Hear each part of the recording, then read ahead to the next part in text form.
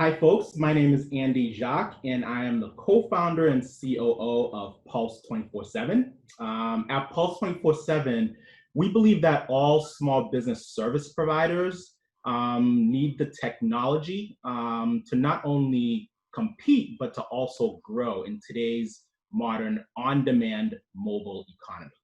So with Pulse, we empower these small business service providers with online booking, scheduling, a seamless payment process, and we also could help you manage your team members as you grow your services in the platform. And last but not least, we offer a very insightful features called Customer Insights that allows the business owner to see how their customers are engaging with their brand, especially through social media, what they're liking, what they're commenting on. So it incorporates social media, which is what a lot of our competitors are actually, avoiding at all. I have no idea why they're not incorporating social media into their booking platforms, but we got that covered with Pulse. Hello. I love my Haitian sensations. There's so many sensations that are throughout that I love seeing and love catching up with. You do so much, but before people get to know what you do in details, where did you start? Who is Andy Jacques? Where did you come from, and how did you get to this point? So yeah, Andy, I'm 41 years old now. I grew up here in Boston, Massachusetts, to two immigrant parents. They came here when they were in their early 20s. And actually, I was born in Boston. They were still in college at that time. So then I kind of got shipped to Haiti to live with my grandmother. And my grandmother basically raised me for 5 years while my parents were still in school here. So I would come back for the summers, and then I'd go back to Haiti. And when I came back here permanently when I was about 5.5, 6 years old, I only knew French. I literally had to learn the English language through watching a lot of, cartoons.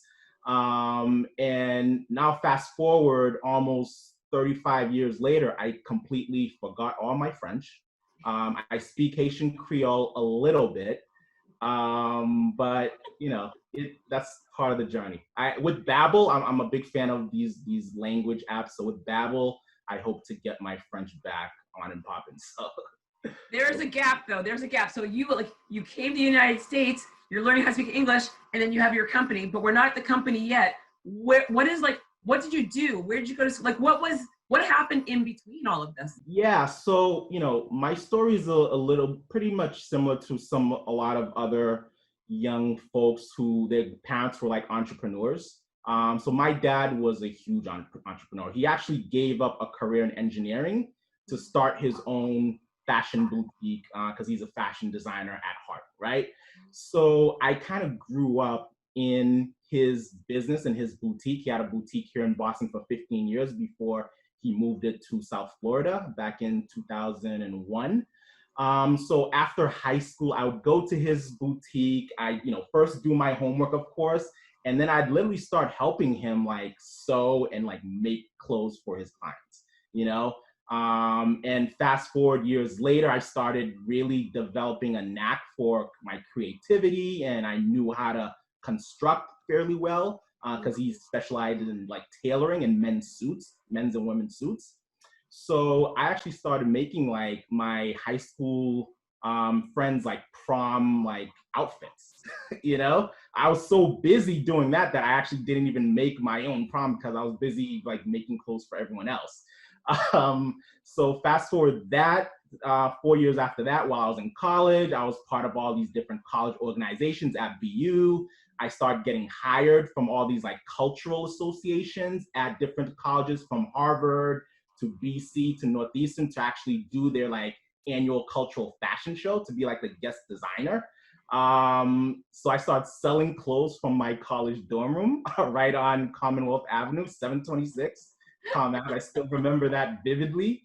Then I kind of started selling to boutiques on Newbury Street, like House of Culture. And then fast forward that, me and my really good friend Riaz, we actually started an events planning company. around fashion, because he had an interest in music. I had an interest in fashion. So we're like, why don't we start an events company where I get some of my fashion friends together. We'll do these big elaborate events, and it'll just be a synergy amongst music, art, culture, fashion. And we actually started, instead of, we started off doing like monthly events. That grew into doing very, very large, like upscale events for like 300 to 500 people at Boston Fashion Week, New York Fashion Week, London Fashion Week, Paris Fashion Week. We kind of scaled into this fashion week like genre. And we had a long run. We pretty much, we did events, 5 major events every year for about 8 years.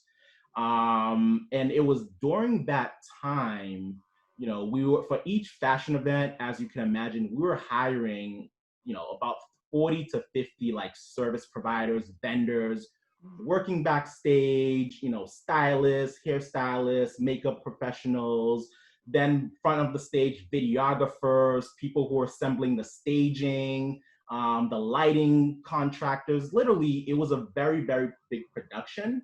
But we realized that it was such a nightmare dealing with these people. Even hiring them and booking them was a nightmare. You didn't know when they were going to show up. They had no type of streamlined process for just interacting with their customers, and just the business processes were lacking. So it was our pain, our internal pain that we were feeling as we're scaling our events company. B, we started realizing that we're doing recurring bookings on these professionals, these small business owners, and we were kind of like realizing that they weren't really growing that much. I mean, they were busy, but they weren't scaling. So, the designers that were hiring us to produce these big events, yeah, those designers they do the big runway show, they start scaling their manufacturing, they get into all these boutiques all over the globe. But yet the people working behind the scenes, like the service providers that were the makeup artists, the hair salons, the videographers, like these people weren't scaling their own businesses. So we're like, there has to be a reason why. So we started having some really in-depth conversations with these folks, and we started realizing that it was really because of their lack of technology integration into their processes. And that's really, at the time, we're pretty much getting ready to kind of phase out our events planning company. We wanted to move on, and we felt like this was the perfect transition to start our own mobile app company called Pulse. So service providers can not only get the pulse of what their customers are doing, but also customers can get the pulse of their service providers as well. So full transparency and really an integrated system that works together, and they don't have to balance 1,000 different systems, logging in and out of different social media platforms, using a CRM, using a booking tool. Like everything is integrated with Pulse, with our proprietary software. So I'm gonna like rewind just a little bit, especially because what's happening right now. You used to run these large events, and you said it best, where not only are you running these very large events, but you're running events and you have all these different vendors, and you're dealing with all the drama, pros and cons that come with hiring the best of the best for these events to target your audience. The pandemic happens right now. What do you think is going to be the biggest frustration, pain point, long-term bruising for these vendors now? Because we already know that we're not going to see any large events for at least 2021 springtime. Yeah. But what does that mean for the vendors? You see these vendors day in, day out. A lot of them are small businesses. A lot of them, they're working. I mean, without that job, they're not paying bills. They put the money right back into their company. What happens to these vendors now? What do they do? Where do they go? What are you seeing still being in contact with all these guys? Yeah, that's pretty interesting, because we actually, even though we phased out our fashion events, we actually still do one event every year, and that's a big New Year's Eve event for all of our clients, all the service providers that have been engaged with Pulse. So we actually still talk to them. What I see is this: pretty much out of sight, out of mind, and that comes for anything. You know, these vendors really have to find a way to stay relevant, Yeah. whether it's through developing their own podcasts, adding some type of value. Like if you're a lighting vendor, starting a podcast or some type of blog where you're consistently adding value to the event planners that are booking you for services, or regular consumers that are thinking about getting engaged or married. You know, how are you providing consistent value on a weekly basis to kind of stay on their radar? Because I mean, this is temporary. This isn't permanent. You know, pretty soon people are going to be ready once there's a vaccine out there. People are going to be ready to kind of go back to business as normal under obvious caution, but they will be ready to start pulling the trigger on booking again. So if you're out of sight, you're going to be out of mind. So you got to definitely, you know, stay up to date with what's going on in your industry, any regulations coming down the pipeline, and how it relates to COVID. You need to pass that information on to your consumers through consistent content. That's probably the number one thing I think they should do. Number two is really just, you know, stay positive, and know that this is, you know, this is really short term, and just try to survive as much as possible. Many folks might not make it out of this financially. They might not have the runway for it, but just survive, you know, be as lean as possible.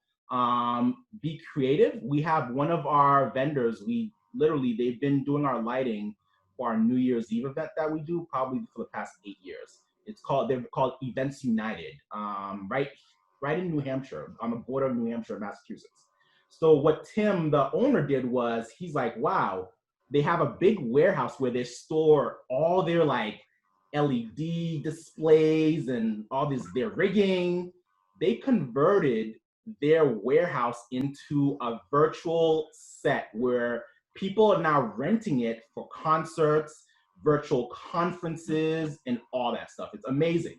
So shout out to them. So that's brilliant. That's so smart. Yeah. Shout out to them. It's Tim at Events United. They've done an amazing job, and you know, by doing that, they've been able to retain a lot of their workers. And he put this emotional, you know, Facebook video out that really, he was being transparent and said, hey, listen, I have a crew of like 50 people. I may have to lay, you know, 90% of them off. I'm not getting any bookings. Yeah. If you're out there, you're a business, you're a corporation, and you have conferences booked, and you want to transition it to a virtual, I have the set, I have the lighting. You could have a professional, you know, setup if you're working on a big conference, and you could do it for like, you know, a fraction of the cost, by using, you know, his team. So that's just an example of how he had to get creative, and he had to engage with his customers, giving them value, educating them of the benefits of his new pivot, and then boom, he's surviving right now. So this is how, we'll call it, your vendors that you've been working with for a long time have pivoted. What have you done? Because around the corner, I mean, like in 5.5 months is New Year's. Do you see yourself able to hold that big event?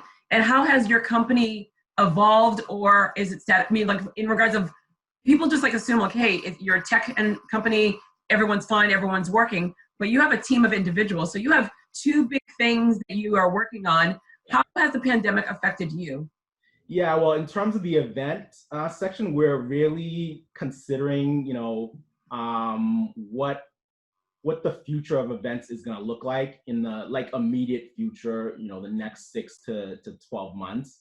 So we haven't made a decision yet on the future of our annual New Year's Eve event for small business owners and entrepreneurs here in Boston.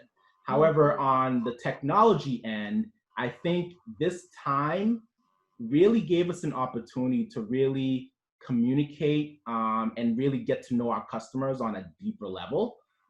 We actually put together a focus group of about 20 of our customers. We got our interns together, and now every week we're doing, on Wednesday mornings, we're doing these weekly focus group, about an hour, where we're doing some A/B testing on some new features we're thinking about rolling out. And, you know, seeing how they're interacting with it on the beta server, and really understanding their thought process when they're clicking on this, clicking on that. And that's something that we probably wouldn't be able to do with like our real customers, because with if it wasn't a pandemic, they would be busy. Like these service providers, they're not only like doing like the marketing for their business, but they're actually like like they're the service providers. So they're behind the chairs if it's a salon, and they're, you know, if they're a mobile cleaning service, they're out there doing it, right? So they would never have an hour to sit down on their laptop or their iPhone and really go cover some new features with you. That's something that we probably wouldn't be able to do. So we're really getting to know them better, and really trying to, you know, create and design a product roadmap for the future that makes sense. So that's really a really, you know, you know, it's a benefit for COVID that you really don't want to have, but it's something that we're definitely taking advantage of right now. I see you as a serial entrepreneur. I don't know if you see yourself as that, but I see yourself, I mean, from everything that you've been saying and everything, and for the years that I've known you, I see you as a serial entrepreneur. For anyone that is looking to, they're at home right now because of COVID. They're all working from home, and they have a rhythm. For the first month, people are freaking out, and they're getting calmer, more relaxed. I have a system going. This is good. I'm being more productive. I'm getting more things done. I'm able to schedule my day very well. But now I'm kind of not wanting to go back into that job that I had before. So they're looking to hit that passion. That passion is like, now this is the time to go. I'm scared. I like that comfortable paycheck. I like that knowing that I have a team of individuals to work with.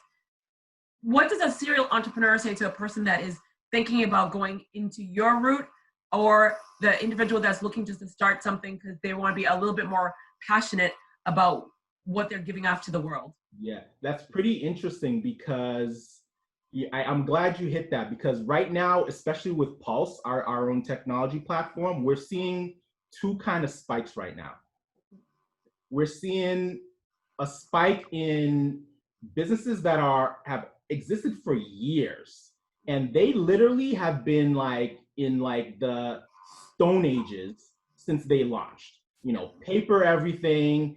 They do everything through text. They do everything through phone. Like people are trying to get a hold of them, schedule appointments. They're going like, you know, ping pong back and forth.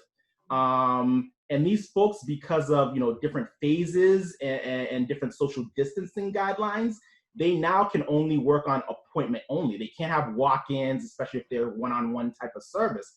So they're actually searching. They're going into the App Store and they're typing, you know, online booking, or they're doing Google searches, and they're finding us and they're signing up for a free trial and everything. So that's awesome. Two, we're also seeing a spike in the type of folks who are probably, you know, they've been career long, you know, workers in corporate America, and they've always had like a passion project, or they've been good at something, and now they have so much time on their hands that they're able to actually launch and start their service business, whether it's consulting, helping someone, you know, do personal coaching or executive coaching. We're seeing a lot of that. Mental health professionals, we're seeing a lot of that. We're seeing COVID related like cleaning services. You know, they go to your business and they do a full spray of these, you know, whatever chemicals it is to eliminate germs. So we're seeing a lot of like mobile cleaning services. So we're seeing new businesses come about. The one thing I would say to these people who are actually thinking about it right now is, you know, don't waste too much time trying to think of the perfect plan. You know, plans are a dime a dozen. Of, you know, you need a business plan, yes, if you're going to raise money, but you know, 80% of businesses out there, especially if you're like a service provider, you have that special skill, you don't need a big in-depth business plan. What you do need to do is just get started. You know, there's a famous quote, I think Mike Tyson said this once. He's like, everyone has a plan until they get punched in the face. You know, so it's good to have, you know, a roadmap of how you envision things, but the market changes every single day. You know, yeah, like a pandemic that happens. Like, who would have known, you know? So things change every day. Technology changes every day. So you need to just get started, and you need to actually just get in the game, stop staying on the sideline, and be a practitioner. And on the serial entrepreneurial front that you mentioned, you know, I've always been a serial entrepreneur because I kind of grew up, it's natural to me. I grew up in my dad's business. I've watched him struggle. I've watched him be resourceful, be creative, create something out of nothing. So I've always kind of been a practitioner. And I think, you know, we're living in a time where it's like the social media age, where social media has positive effects and has negative effects. I think the negative effects are everyone thinks that, you know, you just put out an Instagram page, create a page, and boom, I'm an entrepreneur, you know? And it doesn't work that way. It's not like, hey, I'm just an entrepreneur. Everyone says they are, but you really have to just get in the weeds and actually start doing and be a practitioner. And that's really how, you know, you're able to grow an idea into a viable product, or service, or a large company, you know? Get in the game. In getting in the game, we're in the pandemic game. Here we are, we're in the pandemic game. We've had so much time to think about what we do, how we do it, why we're doing it, who we're doing it for. What have you gained from this time? Oh, wow. I think I've gained a lot of empathy. Really seeing what businesses are going through. I know I painted you know, everything in a great light in terms of people starting new businesses and things like that every day, but there's also the part where you're seeing a lot of businesses fail right now. And just they you know, there's a big portion of the population that just won't be able to recover from this. So really understanding that, and understanding that, you know what, I am in a lucky situation where I'm able to like help people during this time. But it's really unfortunate what people are going through, and it puts things into perspective, how things could change like literally in a second. Things could change, your whole life could change, your finances could change. Something that you've worked for 20 years to build could fall. So that's been, you know, rude awakening for me, I think. But then there's also a lot of opportunity out there, and I feel like, you know, entrepreneurs learn through failure. So even if you're in the process of closing your doors, and you know, whatever you're working on right now just won't be able to survive this, if you're an entrepreneur at heart, your true passions will definitely lead you to another venture, another service that you could provide. Even during this period, there'll be something that you'll be able to, you know, come up with and add value to society. If you're an entrepreneur, when one door closes, another one will open. You just have to be aware of your environment, and you have to really take advantage of those opportunities. So when you see your next venture, don't sit on the sidelines. Just grab a hold on to it, and know that it's going to be tough. Know that, you know, things aren't always going to be like peaches and cream, but as an entrepreneur, you have to be, I say this all the time, as an entrepreneur, you have to be comfortable being uncomfortable, you know? Yeah. You have COVID now. We'll have 5 years from now, when you start your next venture, might be something else. It may not be a pandemic, but it might be a financial crisis again. So, you know, you never know. So you just have to be comfortable being uncomfortable, and being resourceful, and trying to like plow through it. But if it's your passion, you'll make it through. I'm smiling a little bit because you just said something, and I'm like, I go, oh, I have to ask him this. I'm so excited about asking this. 10 years ago, we were in an economic blow up. Yeah. Years later, we're in a pandemic. What do you see what are you seeing in the business sense of the differences between the two? Whereas 08, 09 to now? I think 08, 09, it was different in terms of technologies that were being discovered were a lot different. 08, 09, we're like literally in the baby stages of like the industry I'm in is like the on-demand economy. That's when Uber was starting. You had a lot of on-demand delivery services that were, the Uber of everything literally was just getting started. Now you're seeing a lot more, you're seeing a lot of technology, but a lot of technology that focuses on, other things from healthcare to, sustainable products. People are very concerned with fitness now. Mental health and like, calm and headspace. Like it's so different now, So it's not only like this, on-demand stuff, but it's a lot wider in terms of what the problems people are solving, and new industries are being developed off of, this pandemic. So. Well, I had to bring that up only because you said it best where this is short term. And 10 years ago, I was doing my MBA, I was in class, and I remember the president of the school, Len Schlesinger, now at Harvard University, literally said to us, he goes, "You are now overqualified. No one will hire you because you have that MBA attached to your name. Go live with your capstones," which of course my business is my capstone. Entrepreneur by necessity, not by desire. So everything you were saying, I'm like, yep, check, check, check. Yes, everything you're saying. And it was like probably 2 or 3 years that all the technology that you mentioned, the Ubers, the Airbnbs, they started developing out of that.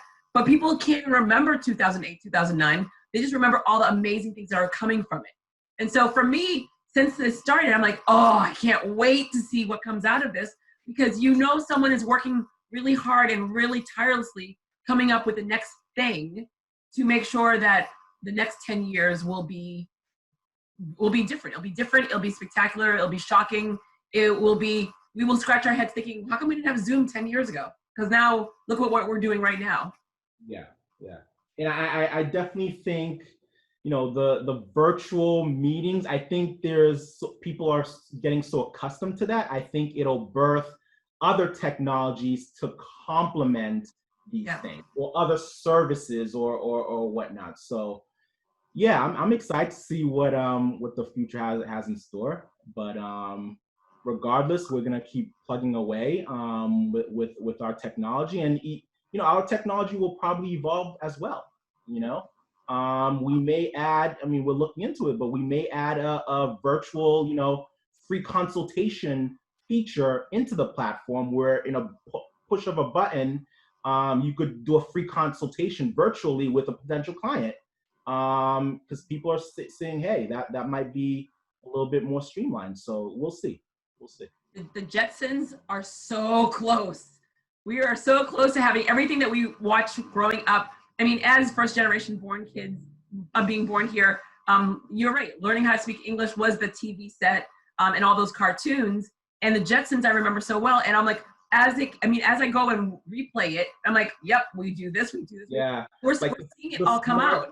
Yeah, like the smart refrigerators and stuff like that. I'm still disappointed though about the flying cars. I think we're still a while from that. It's in our lifetime, it will happen. But you know what? If that's the only thing, not bad. We've covered a lot of things.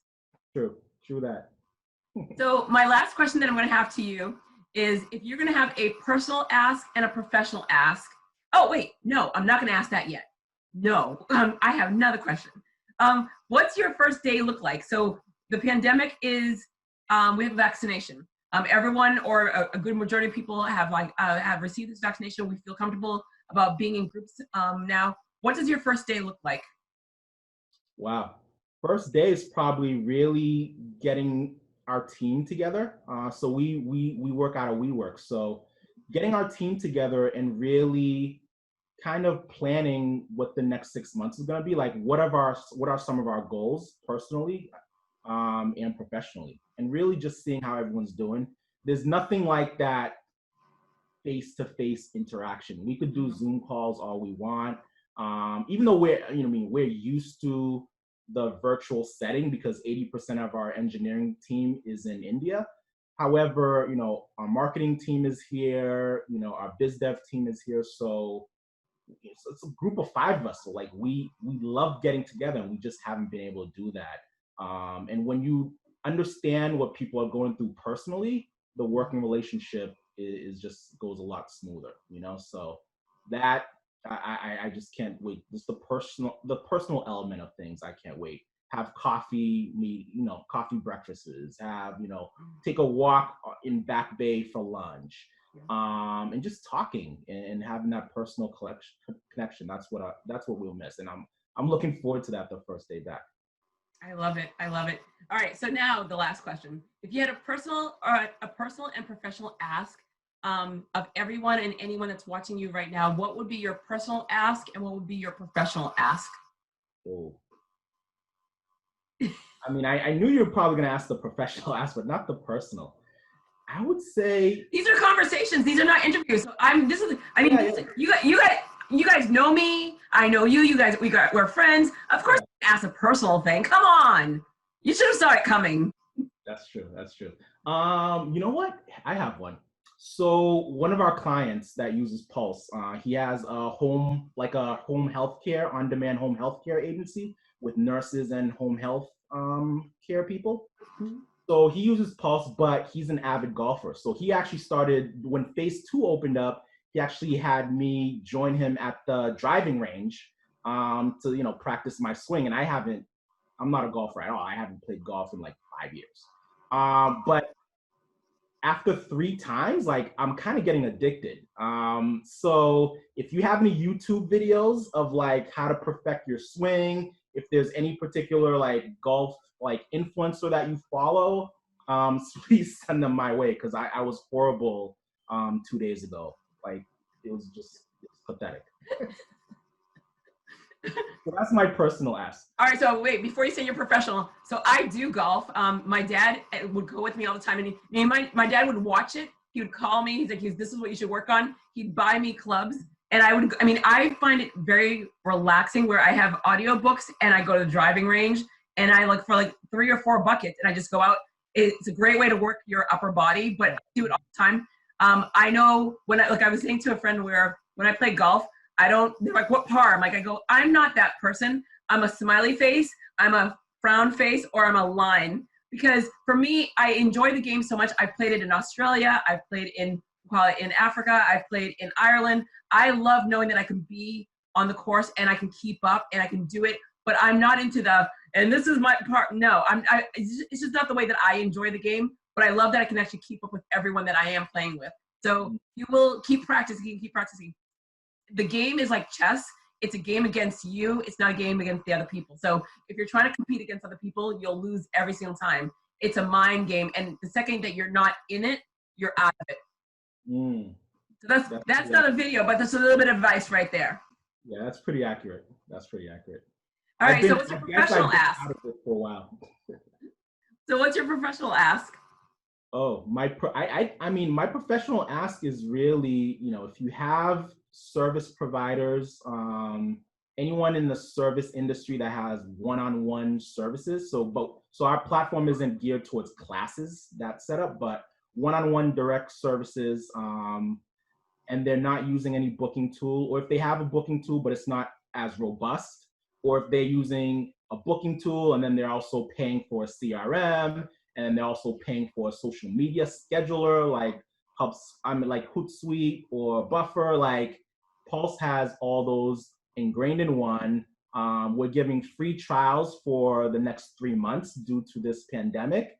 So we want to be mindful of what people are going through right now, and really we want to help as many people as possible. So that, and also if anyone is working on a new idea, I host a monthly pitch competition called Founders Live to and even though it's virtual now, we still want to stay engaged with a lot of small businesses that are being launched right now, and technology startups. So if you're working on something special, give me a shout and maybe we can feature you at our upcoming virtual event.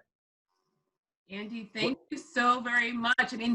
I've been a judge at your Founders Live. I am always so impressed with the fact that some people that just are not in the Unfold ecosystem, they just assume like, oh, well, my mom, I'll give you an example of my mom.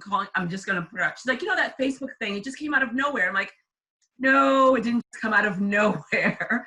But I mean, but my mom's generation, a lot of them just assume that these entrepreneurial things, when they're successful, they just pop up, and they don't understand all the work that comes to it. So I love the fact that you give so many entrepreneurs the opportunity to like hone in their skills by presenting in front of a crowd. I love that you always get a large crowd coming that are very dedicated into being the next entrepreneur or supporting entrepreneurs. I think it's fantastic that what you do, from the entrepreneurs to the big New Year's event, to the technology of keeping small businesses together, to representing the Haitian community in such a wonderful way of like, this is like, I mean, you could come from a country, you could like learn, not know the language, and you could be so successful in doing so many different things. And so you are the nice little package of everything. Oh man, you're too kind, Jodi. But hey, I mean, I thank you for giving me the platform. You know, I've been a fan of yours for so many years now. I think I first met you. I was part of a workshop that you taught at, I think, Roxbury Innovation Center. Yeah. It was a marketing and personal branding workshop. So many golden nuggets, and I've been a fan of yours ever since. So you've been helping me out over the years through advice, mentorship, online and offline. But what's your ask? What can I do for you? Do you have an ask for me? Oh my God, you're so funny. I mean, you know what? Honestly, I mean, I want more stories. I mean, I want more people to understand that small businesses are doing great. Small businesses are small, medium businesses can't stop, won't stop. I mean, that's my mentality. I mean, I use that hashtag all the time. Can't stop, won't stop, because there's too much to do in this lifetime. And so for me, I want to make sure that everyone is aware of what you're doing, but I want to hear more of the stories of people that I don't, for people I know, which I'm very lucky that I know a lot of people all over the world, but I've started talking to people that I don't know. And I think that's really great too, because there has to be that balance of everyone understanding people are working hard, and just because you don't see them on the news or in your magazine doesn't mean that they don't exist, and doesn't mean that they're not changing your life every single day in your own neighborhood. So to be able to, for me, that's like just to get to know more people that are doing great things, like you. And so that's like my only ask is to get more voices to share their stories. There's a lot out there. I'll send some your way. Thank you. You are the best.